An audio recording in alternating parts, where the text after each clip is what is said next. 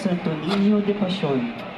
Nauna sa prosesyon ng imahe ng Santo Niño de Passion upang mabanaag sa prosesyon ang pagsunod natin kay Kristo bilang ating liwanag at gabay.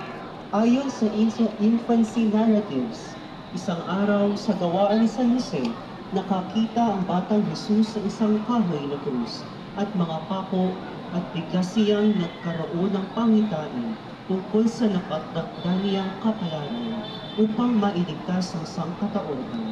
Ang imahen ay nasa pangangalaga ni Brother Raymond Naval at pamilya sa pagtulungan ng San Felipe Neri Parish Youth Ministry at Youth for Christ. O mahal na Senyor Santo Niño de Passion, kaawaan mo po kami.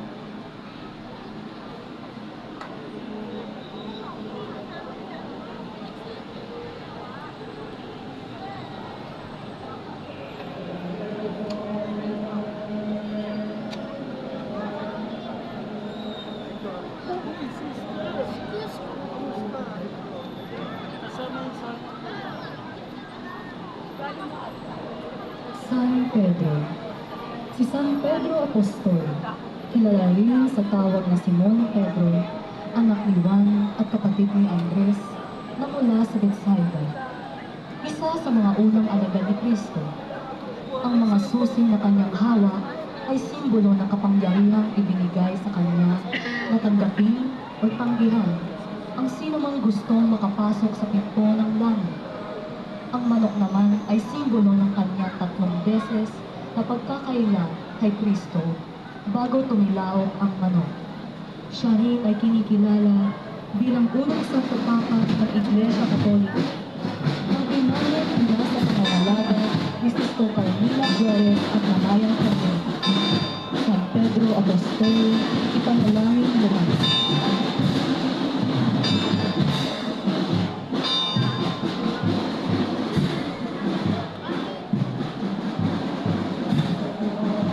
San Andres, pinanganak sa Bethsaida, kapatid ni Simon Pedro. Isa rin siyang mangingisda na unang tinawag ng Panginoon mula sa mga alagad ni San Juan Bautista. Kaya't binansagan siyang Protokletos ang unang tinawag. Sumunod siya kay Jesus at unang hinanap ang kanyang kapatid na si Pedro upang ibalitang nakita na niya ang Mesiyas at isinama niya ito kay Jesus. Pagkatapos ng Pentecostes, sinasabing ipinangaral niya ang Ebanghelyo sa rehiyon ng Akaya sa Gresya. At ayon sa tradisyon, siya ay naging martir nang siya ay itinako sa krus na paetis sa Patras. Ang imahen ay nasa pangangalaga ni Brother Lowell John Nazario at pamilya. San Andres Apostol, ipanalangin mo kami. San Judas Tadeo. Si San Judas Tadeo ay kapatid ni Santiago at pinsan ni Jesus, anak na Santa Maria Cleofe at San Cleopas. Siya ang pintakasing santo para sa mga bigong mga layunin at kawalan ng pag-asa dahil sa mga suliranin. Malimit din siyang nilalarawan na may hawak na larawan ni Jesus sa kanyang bibig at may hawak na pangkambo na siyang ginamit nang siya ay patay. Ang imahe ay nasa pangangalaga ni Brother Ray Tumangking at pamilya. San Judas Tadeo, ipanalangin mo kami. San Simon Makabayan. Tinawag na Kananeo o Makabayan dahil sa katapatan niya sa batas ni Moises. Kabilang rin siya sa pangkat na lumaban sa mga Romano. Ayon sa tradisyon, ipinangaral niya ang Ebanghelyo sa Ehipto at kinalaunan ay nagtungo sa Persya kasama si Judas Tadeo kung saan namatay siyang martir. Ang kanyang simbolo ay isang lalaki na ipinapalagay na ginamit nang siya ay patay na. Ang imahen ay nasa pangangalaga ni Brother Rene Clamares at pamilya, kasama ang Greeters and Collectors Guild. San Simon Makabayan, ipanalangin mo kami. San Matias, Siyang naging kasama ng mga alagad sa buong panahong kasama sila ng Panginoong Hesus mula ng bautismohan ni Juan si Jesus hanggang siya ay iakyat sa langit. Batay dito, pagkaakyat ng Panginoon sa langit, siya ay isa sa mga ininungkahi at ang nakabunot upang humalili kay Judas Iscariote na tumalikod sa kanyang tukurin. Kaya't naging kasama siya ng mga apostol bilang saksi sa muling pagkabuhay ni Kristo. Ang imahe ay nasa pangangalaga ni Brother Lito Magnaye at pamilya, kasama ang Parish Bible Apostolate. San Matias, ipanalangin mo kami. Bakit walang t-shirt yung Ang pagtukso kay Jesus sa iyo. Pagkatapos na siya ay mabautismo, dinala siya ng Espiritu doon sa ilang at sa loob ng 40 araw ay tinukso ng diablo. Ang tatlong tukso ng diablo kay Jesus sa ilang ay pagtatangka upang subukin ang katapatan ni Jesus sa Diyos at ilipat niya ang kanyang pagtitiwala mula sa Diyos tungo kay Satanas. Ang mahalagang punto ay, sa kabila ng iba't ibang tukso ni Satanas, ay hindi nagkasala si Jesus. Ang imahe ay nasa pangangalaga ni Brother Raymond Daval at pamilya, kasama ang Barangay Vergara Community at Barangay Old Zaniga Community. O Jesus, tinukso, ngunit nanatiling matatag, kaawaan mo kami. Ang matagumpay na pagpasok ni Jesus sa Jerusalem. Nang mabalitaan ng mga tao na si Jesus ay papunta sa Jerusalem, sila ay kumuha ng mga dahon ng oliba at lumabas sila ng lungsod upang siya ay salubungin. Sila ay sumigaw ng malakas, "Purihin ang Diyos! Pinagpala ang dumarating sa ngalan ng Diyos! Purihin ang Hari ng Israel!" Ang imahen ay nasa pangangalaga ni Sister Normandine at pamilya, kasama ang Barangay Luzanica Community. Poong Jesus, anak ni David, Hari ng Israel, kaawaan mo po kami.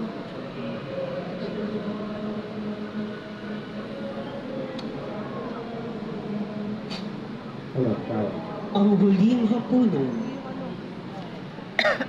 O Señor de la Última Cena.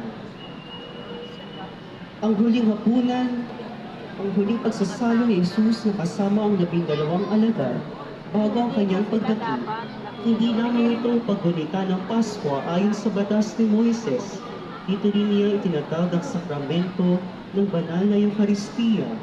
Ipinagutos niya sa mga alagad na patuloy itong gawin at alalahanin ang pakikibahagi sa banal na Eucharistia, ang pinakamataas na ekspresyon ng pagsambang Kristiyano. Ang imahen ay nasa pangangalaga ng Pamilya Ramos sa tulong ni Brother Raymond Naval at pamilya, kasama ang mga apostoles. Poong Jesus, ikaw ang tinapay ng buhay, kaawaan mo po kami. Ang pananalangin ni Jesus sa hardin ng Getsemani. Matapos ang huling hapunan, si Kristo ay nagtungo sa hardin ng Getsemani upang manalangin. Isinama niya ang 3 apostol na sina Pedro, Santiago at Juan, subalit ito'y mga nakatulog. Nanalangin si Jesus sa Ama upang siya ay bigyan ng lakas ng loob na gawin kung ano ang nararapat para mailigtas ang sangkatauhan. Ang imahe ay nasa pangangalaga ng Pamilya Inocentes. O masunuring Kristo, kaawaan mo po kami.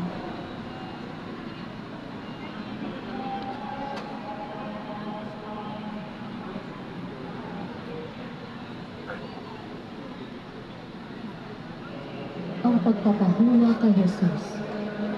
Habang si Jesus ay nasa mga kawan na nagbabantay sa kanya, siya ay pinilingan, nilibak at pinaghahampas ng mga bantay. Pinagsasampal din siya at tinanong din siya ng walang tigil, "Hulaan mo kung sino ang humampas sa iyo."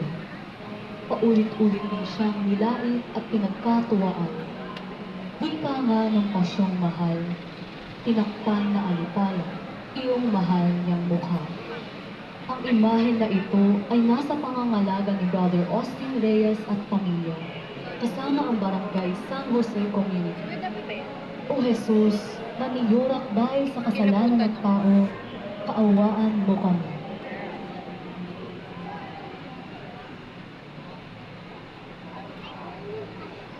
Ang paglupaypay ni Jesus, Senyor Desmayado.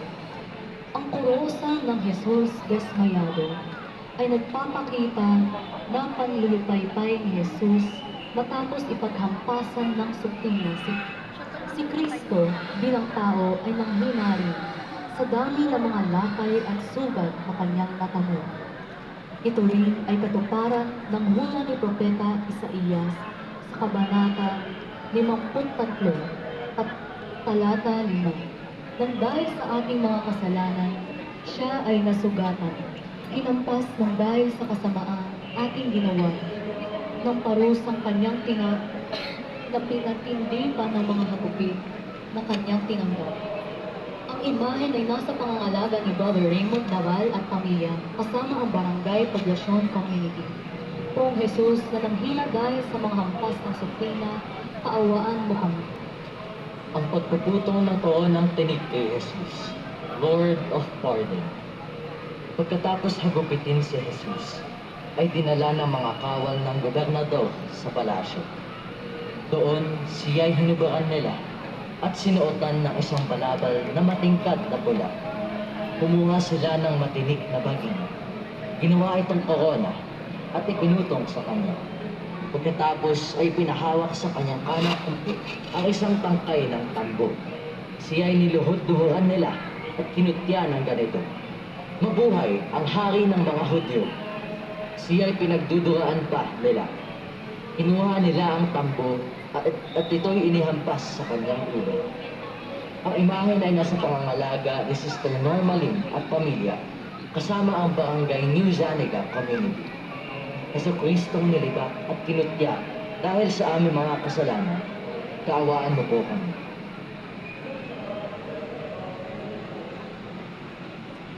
Ang pagharap kay Jesus sa mga tao o Ecce Homo.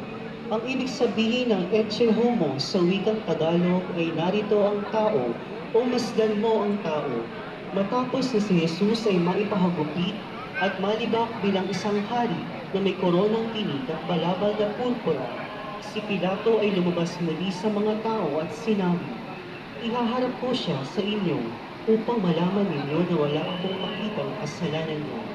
Inilabas si Jesus at sinabi sa kanila ni Pilato, narito ang tao. Ang imahen ay nasa pangangalaga ni Sis Glo, Avelina at pamilya, kasama ang Flores de Maria Group. Poong Jesus na hinatulan para sa aming mga kasalanan, kaawaan po po kami. Ang paghahatol ni Pilato kay Jesus, Jesus sentensyado. Pinabanggit sa 4 na ebanghelyo ang naganap na pagpapaharap kay Jesus kay Poncio Pilato upang husgahan. Iniharap ni Poncio Pilato si Jesus sa taong bayan at pinapili kung sino sa kanila ni Barrabas ang nararapat palayain. Dahil sa suhol ng mga saserdote, isinigaw ng mga taong dapat palayain si Barrabas at parusahan si Jesus. Naghugas ng kamay si Pilato at hinabilin si Jesus sa mga matataas na pari at mga sundalo. Ang imahen ay nasa pangangalaga ni Brother Eman Robles at pamilya. Poong Jesus sentensyado, kaawaan mo kami. Ang pagtanggap sa krus.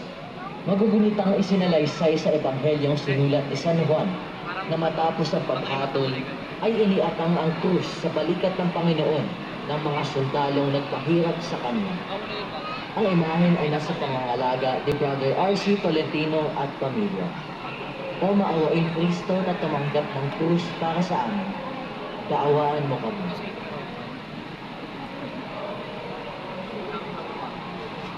Ang pagpasan ni Jesus ng krus, Jesus Nazareno. Ang pagpapasan ni Jesus ng krus papunta sa bundok ng Golgota, matapos ang paghatol ni Poncio Pilato ng parusang kamatayan sa udyok ng mga saserdote. Ang krus na pasan ni Jesus ay hindi lamang simbolo ng kasalanan na tinubos niyo. Ito rin ang simbolo ng mga sakripisyo na dapat nating yakapin at mga yapak na dapat nating sundan.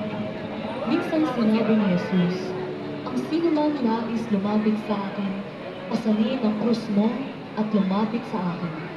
Ang imahen ay nasa pangangalaga ni na Brother Luke, Pinosa at Panmina at mga deboto ng mahal na poong Jesus Nazareno. Mahal na poong Jesus Nazareno, kaawaan mo kami.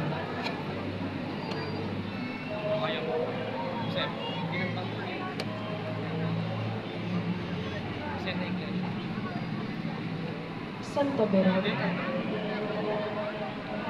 Ayon sa tradisyon, Veronica ang ipinangalan sa isang babaeng taga-Jerusalem na sumalubong sa ating Panginoon habang siya ay patungong Kalbaryo. Inialay niya ang kanyang birang upang ipahid sa mukha ni Jesus na nooy puno ng pawis at dugo. Sa kaganapang iyon, naiwan ang imahe ng mukha ng Panginoon sa kanyang birang. Siya rin ay sa pangalang Serafia. Ang Veronica ay mula sa salitang Vera at Ikon na ang ibig sabihin ay tunay na larawan. Ang imahe ay nasa pangangalaga ni Sister Vicky Evangelista. Santa Veronica, ipanalangin mo kami.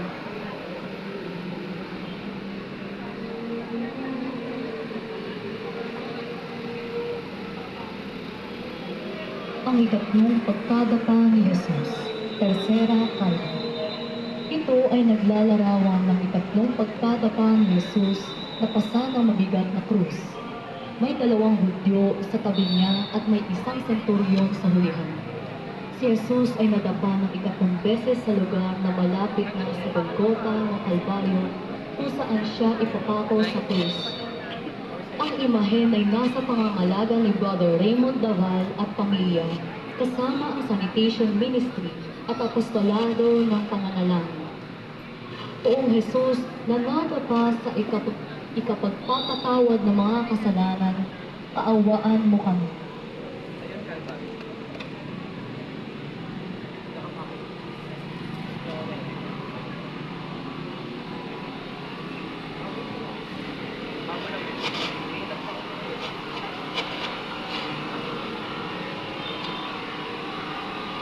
Ang pananalangin ni Jesus bago ipako sa krus, Senyor de las Peñas. Ang imahe ng Senyor de las Peñas ay naglalarawan ng sandali na si Kristo ay nananalangin bago siya ipako sa krus. Hamon ito sa isang imahe mula sa Espanya. Ang imahe ay nasa pangangalaga ni Councilor Anthony Suba at pamilya, kasama ang Catechetical Ministry. O Jesus de las Peñas, kaawaan mo po kami. Ang limang sugat ni Kristo. Ang imahen ng naglalarawan ng debosyon sa kabanal-banalang dugo ni Kristo na bumuhos mula sa kanyang limang mga sugat. Ang imahen ay nasa pangangalaga ng pamilya Mendiola. O banal na dugo ni Kristo, iligtas mo kami.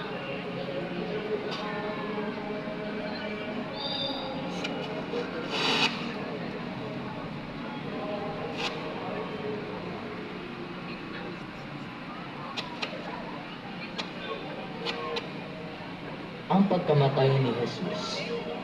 Mula sa tanghaling tapat hanggang sa itatlo ng hapon ay nagdilim ang buong lupain. Sumigaw si Jesus ng malakas at siya'y nalagutan ng hininga. Biglang nahati ang tabing ng templo mula itaas hanggang sa ibaba. Nayanig ang lupa at napiyak ang mga bato. Nabuksan ang mga libingan at muling nabuhay ang maraming banal na namatay. Ang imahe na ito ay nasa pangangalaga ni Brother Marion Albaladero at pamilya, kasama ang Santa Lucia Youth at Barangay Mabini J. Rizal Community. O Jesucristong namatay sa krus upang kami ay magkaroon ng buhay na walang hanggan, kaawaan mo po kami. Ang pagbababa sa krus. Pagkamatay ni Jesus sa krus, ay pinaalam ni San Jose ng Arimatea na kanyang ibababa ang katawan ni Jesus upang bigyan ng maayos na libing. Kanilang ibinaba ang banal na katawan ni Jesus sa pangunguna ng mga lihim na alagad ni Jesus na si San Jose Arimatea at Nicodemo. Ang imahe ay nasa pangangalaga ng pamilya Menjola.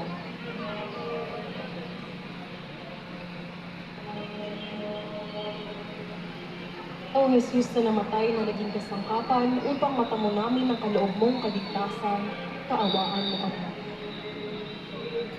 Si Jesus sa kandungan ni Maria o La Pieta. Ang salitang Pieta ay hango sa salitang Italyano na ang ibig sabihin ay awa.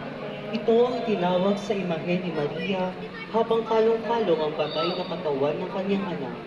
Sa banal na kasulatan ay walang nababanggit sa paglalagay sa bangkay ni Jesus sa kandungan ng kanyang ina.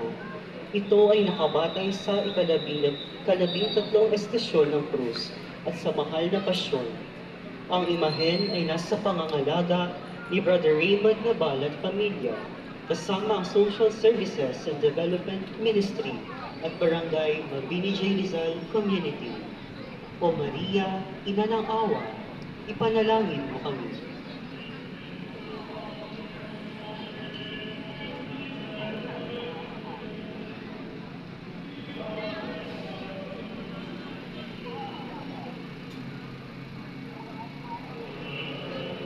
Santa Maria ng Betania.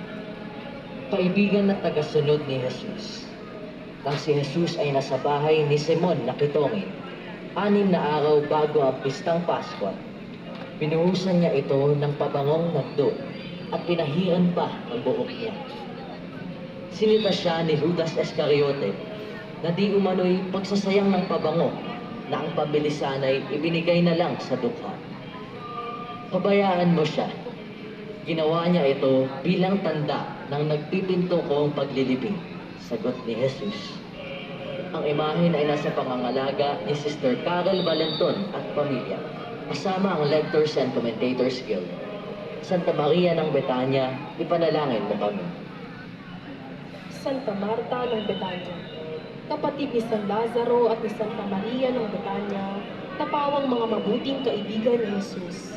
Siya ay isa sa mga pangunahing saksi sa himalang pagbuhay ni Jesus sa kanilang mamayapang kapatid na si San Lazaro hanggang sa naging masugid na alagad ni Jesus. Ang imahen ay nasa pangangalaga ni Brother Raymond Naval at pamilya, kasama ang Mother Waters Guild. Santa Marta ng Betania, ipinalangin mo kami. Santa Juana, asawa ni Cuza. Siya ang may bahay ni Cuza, nakatiwala ni Herodes. Kasama ang iba pang kababaihan, ginustusan nila mula sa sarili nilang ari-arian ang mga pangangailangan ni Jesus at ng kanyang mga alagad. Noong linggo ng pagkabuhay, nakita niya at ng iba pang kababaihan na naigulong na ang batong nakatakip sa libingan ni Jesus at sinalaysay nila ito sa mga alagad. Ang imahe na ito ay nasa pangangalaga ni Brother Ethan Bernal at pamilya. Santa Juana, asawa ni Cuza, ipanalangin mo kami. Santa Maria Magdalena, nagmula sa bayan ng Magdala, isang lugar sa Tiberias sa baybayin ng kanlurang bahagi ng lawa ng Galilea. Hindi siya ang makasalanang babaeng tinangkang batuhin ng madla. Bagkus, siya ay kasama ni Susana at Santa Juana ni Cuza na pinagaling ni Jesus at mula sa kanyang katawan ay pinalayas ang 7 demonyo. Ayon sa tradisyon, si Santa Maria Magdalena ay sumama kay Apostol Juan at sa Birheng Maria kung saan siya ay nangaral tungkol kay Jesus. Sagisag niya ang sisidlan ng pabango na siyang ginamit sa libing ni Jesus. Ang imahen ay nasa pangangalaga ni Brother Manuel de los Santos at pamilya. Santa Maria Magdalena, ipanalangin mo kami.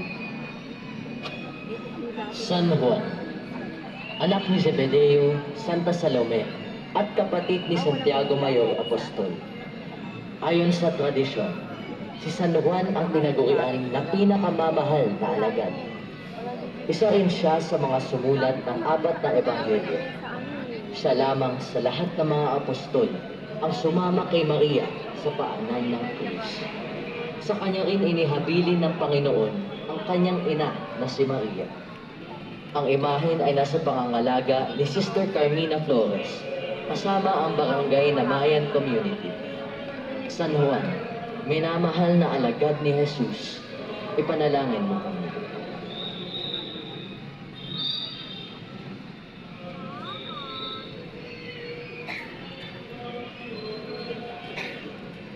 Mahal na Birheng nagdadalamhati, o Mater Dolorosa. Ang salitang Dolorosa ay buhat sa Espanyol na nagmula sa dolor na wikang Latin na nangangahulugang sakit o hapis. Ito ang nadama ng mahal na Birheng Maria magmula pa lamang sa propesya ni Simeon noong handog ang sanggol ni Jesus sa templo, kung saan inihayag kay Maria na ang puso mo ay para na rin pinarakan ng balahaw, buong loob na nasaksihan ng ina ang pagpapakasakit at pagkamatay sa krus ng kanyang anak. Ang Birheng Dolorosa ang larawan ni Maria na karoon ng pagkuti at pinagpis, ngunit nananatiling matatag habang nasa paanan ng krus. Ang imahe ay nasa pangangalaga ni Brother Raymond Navarro at pamilya, kasama ang Ministry of Devotion sa